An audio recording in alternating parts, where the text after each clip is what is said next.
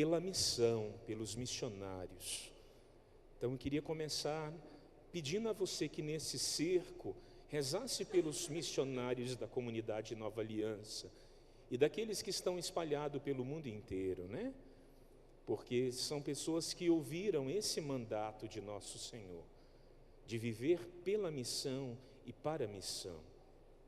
A igreja, ela sobrevive, né, pela fé de tantas pessoas, mas ela chega aonde precisa chegar por causa de corações abertos à missão. E a gente, é indiscutível, né, é inegável que a força da igreja, uma das graças, né, são corações generosos ainda, a escuta do sim, por parte do chamado de Deus, né? Nosso Senhor hoje Ele diz, a messe é tão grande, os operários são tão poucos, envie, pois, operários para a messe. Nós queremos também nesse cerco rezar pelas vocações, pedindo a Deus, né? E se for em Nova Aliança, ainda melhor, né? Para poder nos ajudar a viver a nossa vocação, o nosso chamado de Deus. Mas todas as vezes que a gente vem para o cerco, nós oramos ao Senhor, pedindo que Ele inspire ao nosso coração o que Ele quer nos ensinar nesses dias.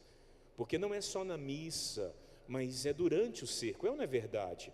Né? A gente coloca um tema, né? Escolhe um tema ou da Sagrada Escritura ou outra motivação, mas aquela palavra ela vai nos acompanhando, é para nos acompanhar dia após dia. E hoje a palavra do Senhor nós encontramos no Salmo que foi proclamado, o Salmo 26. Espera no Senhor, vamos ler o tema do cerco? Espera no Senhor e tem? Espera, vamos ler de novo? Espera no Senhor, espera no Senhor. E a gente encontra a virtude da esperança. Quem está precisando de esperança? A sua está como? Mais ou menos? Para baixo? Precisa subir? Então, e eu queria tomar a palavra de Deus no livro de Jó, se vocês me permitem, o capítulo 19, nós lemos a partir do versículo 22 hoje, 20, 22, mas a gente tem uma resposta de Jó, diante de todas as tribulações. A gente conhece a história desse homem na Sagrada Escritura. Os livros sapienciais, e Jó faz parte deles, eles remetem a um ensinamento. Queriam ensinar o povo de alguma forma, de algum modo. E através desse ensinamento de sabedoria, se toma para a vida, se leva para a vida. E a gente tem Jó com aflição de todos os sofrimentos que ele viveu, que ele experimentou. E a gente encontra essa oração que ele faz. Embora eu clame, eu sofro violências. Eu não sou ouvido. Alguém aqui tem a experiência de não ser escutado por Deus? Olha o coração de Jó. Eu não sou ouvido. Eu clamo, mas eu não sou ouvido. Eu levanto a voz, mas ninguém me defende. Você já viveu algum momento assim da sua vida? De não ter ninguém na sua defesa, ninguém mesmo. E Jó está fazendo essa oração a Deus. Ele fechou o meu caminho, eu não posso passar. Olha como é forte a palavra. Ele fechou o meu caminho, eu não posso passar. As trevas escureceu a minha trilha. Alguém aqui já se encontrou como Jó, no meio das trevas, sem rumo, sem saber onde colocar os pés, um após outro, né? É uma experiência pessoal que Jó reza. Ele despojou da glória, ele tirou a coroa da minha cabeça, né? Jó tinha tudo, tinha bens, tinha posses, tinha família, ele tirou tudo.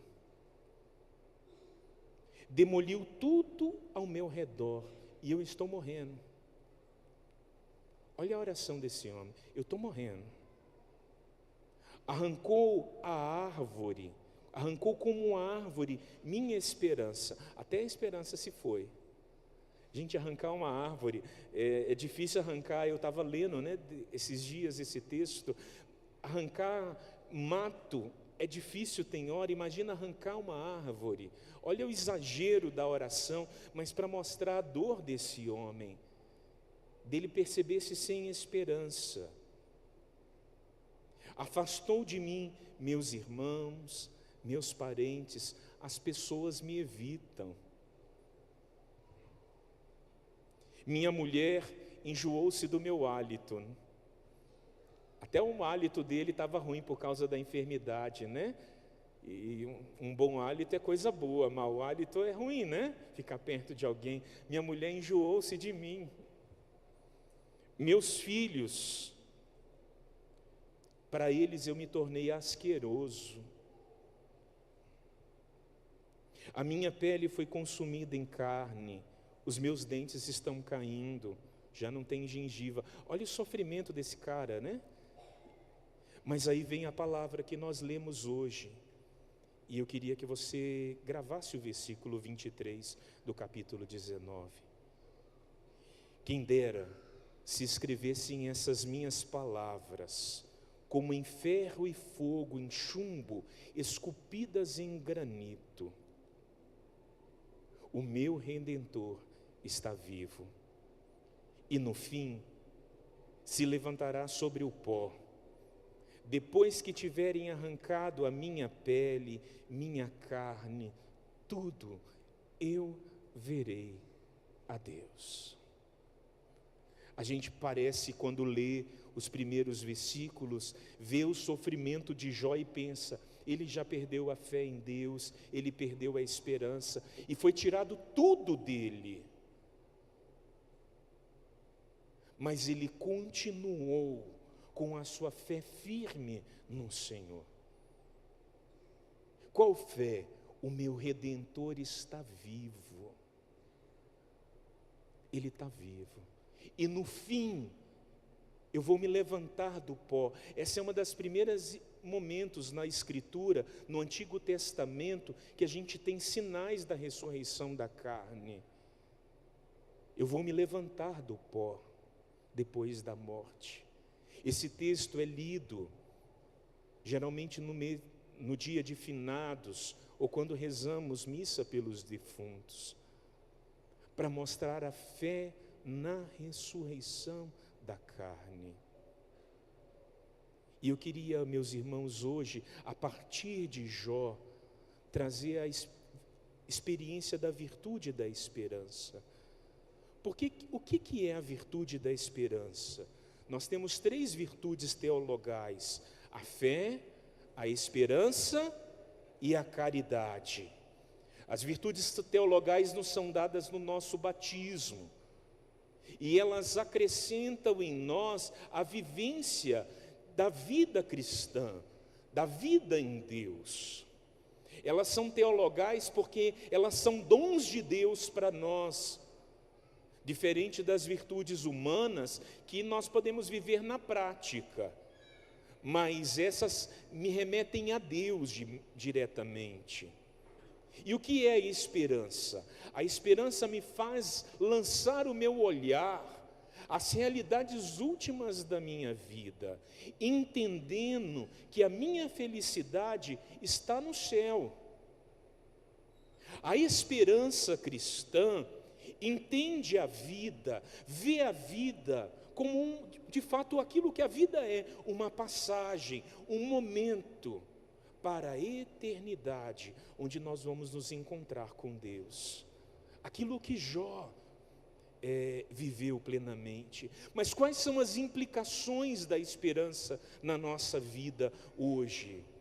A pessoa que não vive a esperança, ela tende ao desânimo. Não sei se tem gente desanimada aqui, né? Ou se hoje você está desanimado. A gente pode ter o desânimo como um estado de espírito momentâneo, né? Aquele momento que a gente desanima, parece que as forças se esvaem. Isso pode ser momentâneo. Mas eu posso também permitir que o desânimo entre na minha alma. E quando o desânimo vai entrando na alma, ele vai se instalando, ele vai minando outras realidades, como por exemplo, a minha vida de oração, a minha vida de caridade. Eu não tenho disposição para levantar, né? Quem ainda continua levantando 4 horas da manhã para rezar rosário com Frei Gilson? Ué, mas o Frei Gilson não está levantando 4 horas. O que te impede de continuar a sua vida de oração? Você rezou pelo Frei Gilson ou você rezou pela sua alma? Ele pode ter certeza, continua rezando. Mas eu não posso cair no desânimo. Você viveu dias de graça, continue vivendo dias de graça. Saia do abatimento, porque o desânimo não é o contrário do desânimo, é descansar, ficar descansado, não, mas é ânimo, o ânimo de alma. A palavra ânima vem de alma, vem de vida interior. A pessoa que está desanimada, porque perdeu a esperança, ela não tem ânimo interior. A alma dela não tem brilho, não tem força de vontade. A esperança também, quando ela assola um coração, coloca a alma num estado de egoísmo. Por quê? Porque ela quer para si. O que é o egoísmo? Querer para si. E é egoísmo todas as vezes que eu penso, olha, isso poderia ser solucionado. Por quê? Para mim sair do meu problema, eu estou pensando em ser mais santo ou eu estou pensando em não sofrer? É egoísmo eu pensar as coisas que elas se afastem de mim simplesmente porque eu não quero sofrer. Em contrapartida, a virtude da esperança, ela traz ânimo à nossa alma. Ela traz vontade, ela traz alegria. Por quê? Porque eu acordo no dia de hoje, acreditando que amanhã vai ser melhor do que hoje. E amanhã mesmo com todas as tribulações do dia de hoje, quem é que passou por uma provação hoje? Aqui. Quem é que passou por uma humilhação hoje? Aqui tem gente.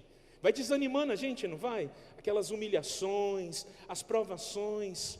Mas o dia de amanhã pode ser melhor, se você encarar a sua vida com esperança. É por isso que a gente precisa da graça da esperança, cultivar a virtude da esperança. E nesses dias de cerco, a proposta do Espírito Santo de Deus para nós é mergulharmos, para termos um coração que espera em Deus. O texto fala da vida missionária, o Evangelho, mas como eu vou falar se eu não acredito? Como é que eu vou falar para alguém de Deus se eu não espero?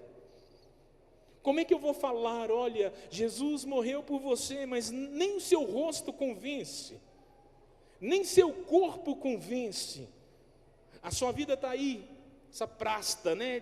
Pá, tem que puxar ali do chão, arrancar para ver se caminha, para ver se anda.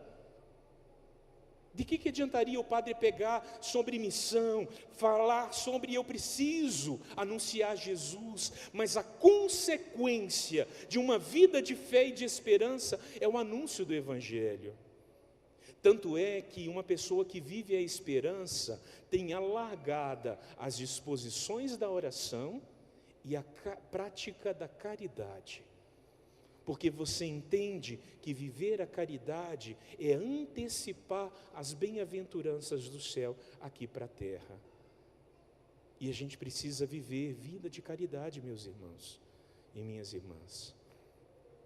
Aí eu vou para a Nova Aliança hoje porque eu vou ser curado. Vai. Nosso Senhor realiza o que Ele quer. Aí eu vou para a Nova Aliança, esse ser, o que Deus tem para a minha vida? Eu peço ao Espírito Santo que Ele renove em nós e faça de nós um povo de esperança. Porque se a gente aprender a esperar em Deus, nós vamos aprender a ter fé, nós vamos aprender a amar, nós vamos aprender a ter ânimo de alma, de coração. E os desanimados, o Senhor vai pôr novamente, né? Firmeza nos seus passos. Aqueles que já não acreditam mais, não esperam mais, quem sabe o Senhor vai enxugar as suas lágrimas. Quem sabe a sua prece é como a prece de Jó, né? Eu espero que todo mundo aqui tenha escovado o dente, né? Não esteja com mau hálito para ser desprezado, né? Mas a gente fica vendo, são coisas tão pequenas da vida, né? Mas que causam tantas contrariedades, tantas vergonhas, tantas realidades. Mas aquele que é o Senhor da nossa vida deseja reavivar o nosso coração. E eu quero pedir o Espírito Santo para mim e para você agora, porque Ele é o doador da graça. E pela força do Espírito Santo, Ele nos ajuda a esperar em Deus. Eu comecei, né, a partilha perguntando, quem precisa de esperança? Geralmente a gente sempre responde sim, né? E às vezes a gente nem sabe do que a gente precisa. Mas eu peço a Deus que essas palavras hoje provoquem em você uma mudança interior de decisão para viver uma vida de esperança. Se você está doente, vive a sua enfermidade com esperança. Seja para o caminho da cura ou seja para o caminho da eternidade, não importa. Todos nós vamos morrer um dia, mas viva esperando em Deus hoje. Se você passa por tribulação, aprende a sofrer na tribulação. A tribulação vai lhe forjar, né? E aqui a gente poderia pensar os mártires de hoje. O que faz um homem e uma mulher ser mártire? O que garante a martiria? O que dá à pessoa a coragem até o derramamento do sangue? É um coração que espera plenamente em Deus, que tem a certeza na vida eterna. Foram muitos os mártires. A igreja consegue selecionar, se não me engano, 45. Eu estava lendo, os meninos do Rio Grande do Sul, do Norte podem me dizer, 45? Lembra, Márcia, alguém de lá, do Rio Grande do Norte? Mas a gente tem 2 padres e a gente tem 43 leigos. A gente tem pai com seus filhos. A gente tem casais que morreram por causa da fé. Dentro da igreja, na celebração da Santa Missa, pessoas que tinham a fé em Deus, eles sabiam que estavam sendo perseguidos, mesmo assim eles escolheram ir para a igreja para rezar. O padre teve o coração arrancado, Mateus Moreira teve o coração arrancado, por amor a Cristo eles sofreram o martírio. Os sofrimentos nos forjam na provação, mas nos garantem também a esperança de dias melhores, né? Peçamos ao Senhor que, pela força do seu Espírito Santo, possa nos ajudar. Você pode pedir ao Senhor que venha, nesse instante, ao encontro do seu coração, ao encontro da sua vida. O contrário, um dos pecados contra a esperança é o desespero. Todas as vezes que eu me desespero, eu estou pecando contra a esperança. O desespero é um pecado gravíssimo contra a virtude da esperança. Sinaliza minha pouca fé, minha pouca confiança no Senhor. E hoje o Senhor deseja fazer de nós um povo que espera nele, que confia nele, e que porque confia, porque tem fé, porque acredita verdadeiramente, pode ter a sua vida nas mãos do Senhor. Quando Nossa Senhora apareceu em Fátima aos pastorinhos, e depois posteriormente o anjo de Portugal, né, ensinou as crianças a rezarem. E na oração que às vezes ainda hoje nós rezamos, a gente diz assim: meu Deus, eu creio, adoro, espero e amo-vos. Um dos pedidos é o dom de esperar em Deus. Aprender a esperar as demoras do Senhor. Aprender a esperar nas contrariedades do Senhor. Aprender a esperar em momentos de tribulação, como Jó passou e enfrentou. Meu Deus, eu creio, eu adoro, Quando eu digo que eu adoro, é sinal de que o meu coração continua orante. Eu não tirei os meus olhos das realidades últimas da minha fé. Eu creio, eu adoro, eu espero, eu vos amo. E que o amor a Deus nos ajude também a amar uns aos outros. O amor que eu tenho por Deus dilate o meu coração para podermos amar com a nossa vida, com o nosso coração. Vamos ficar em pé e vamos cantar um pedacinho dessa oração. Muitos de nós conhecemos. Vamos cantar para preparar o nosso coração, até mesmo para rezarmos com a palavra, com aquilo que o Senhor disse e quer realizar em nossas vidas nessa noite, pela força do seu Espírito Santo, pela graça do Espírito Santo. Cantemos: meu Deus, eu creio, adoro e espero e amo-vos.